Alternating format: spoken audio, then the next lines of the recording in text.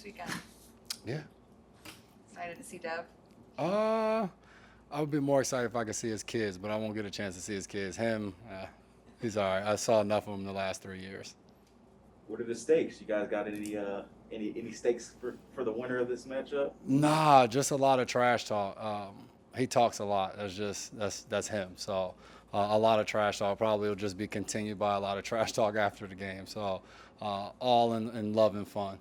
He's the bigger talker of y'all. In regards like to this, yeah, for sure. He has that arrogance, I guess, just from his years of, I guess, a lot of winning. He's developed that. So there'll be a lot of fun on Sunday. So if you win, are you gonna let them know about it or what? We'll have conversations, but I leave that more up to him. I'm just trying to focus on executing and go out there one play at a time and see where that leaves us on Sunday. But for sure, in the off season, there'll definitely be a lot of trash talk going on between us two. Hopefully, we can get our kids into it too. They can start trash talking each other.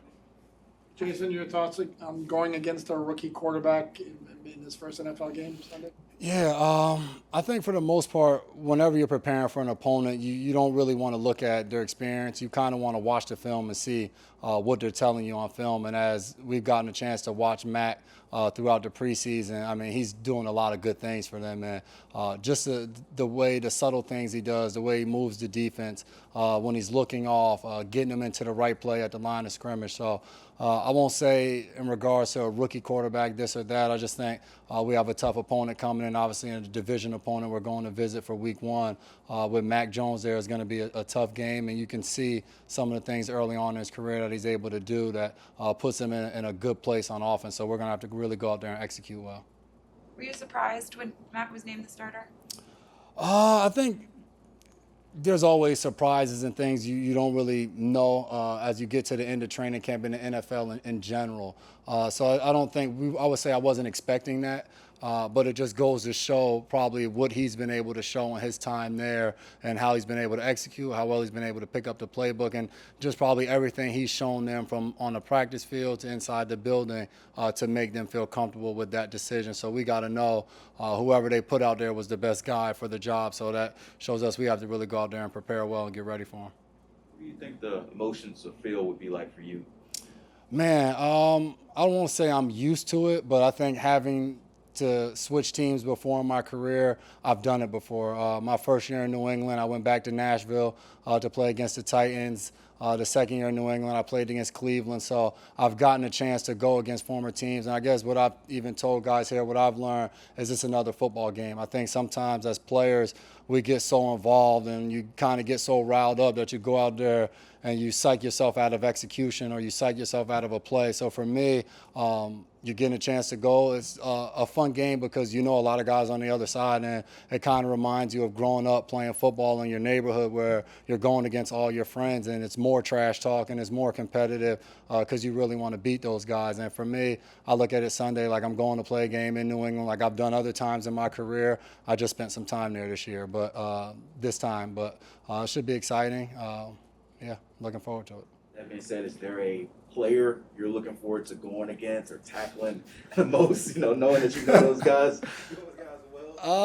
No, I can't say there's any given person. I don't think over my 3 years, I don't think I had any of those in practice battles or heated arguments where you're like finally you get to go against a certain guy. So I wouldn't say that. If I got a chance to go against my brother, that'd be a lot of fun. But obviously that won't happen because we shouldn't be on the field together at the same time.